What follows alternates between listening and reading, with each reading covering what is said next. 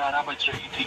सड़कें लगभग सुनसान हो गई थी। इक्का दुक्का ही कोई गाड़ी कभी नजर आती जिससे रात की खामोशी टूटती और फिर सब कुछ शांत हो जाता। घड़ी के कांटे कुछ और आगे बढ़े तो हर ओर वीरानगी सी छा गई। इस बीच सड़क पर एक साया नजर आता है जिसने अपने मुंह को किसी नकाब से ढक रखा है। वो धीरे धीरे सड़क पर उस ओर बढ़ रहा है जहाँ कुत्तों के भौंकने की आवाज आ रही है। मुझे जल्दी से अपना काम निपटा कर निकलना होगा। अगर किसी ने देख लिया तो बड़ी गड़बड़ हो जाएगी। मन ही मन ये कहते हुए दिलीप आगे बढ़ गया। दिलीप ने अपने हाथों में एक मोटा सा डंडा और बड़ी सी रस्सी भी थामी हुई थी। रात अब और गहरी हो गई थी। कुत्तों के भौंकने की आवाज भी धीरे धीरे कर बहुत तेज हो गई थी। उनके भौंकने की परवाह किए बिना दिलीप कुत्तों के झुंड के पास पहुंचा। कुछ देर वो उन कुत्तों को भौंकते हुए देखता रहा।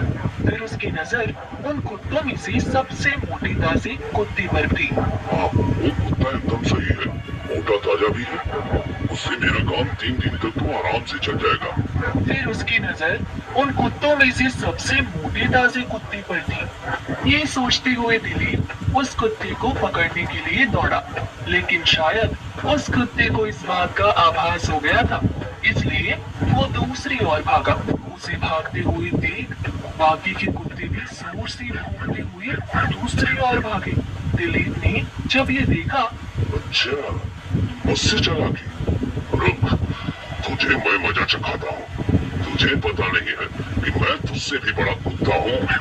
ये कहकर वो कुत्ते के पीछे भागा, लेकिन वो कुत्ता भी कम चालाक नहीं था। वो भागते हुए झाड़ियों में घुस गया और खुद को छिपा लिया। अरे कहाँ गया वो? अरे कहाँ भाग गया? जल्दी से वो पकड़ में नहीं आया तो मुसीबत हो जाएगी। अरे मुझे कल की तैयारी भी तो करनी है। दिलीप बहुत ही लालची किस्म का आदमी था। उसकी बिरयानी की दुकान थी जो बहुत चलती थी। शुरुआत में तो वो बिरयानी में चिकन या मटन डालता था, लेकिन धीरे धीरे उसके मन में लालच आने लगा। एक दिन उसने अपनी पत्नी सीमा से एक बात कही। सीमा, एक बात कहूँ? हाँ बोलिए ना, एक नहीं दो बोलिए।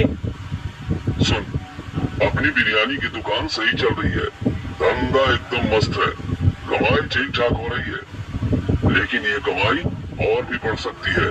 हाँ क्यों नहीं, और मेहनत करेंगे तो जरूर बढ़ेगी। वो कहते हैं ना,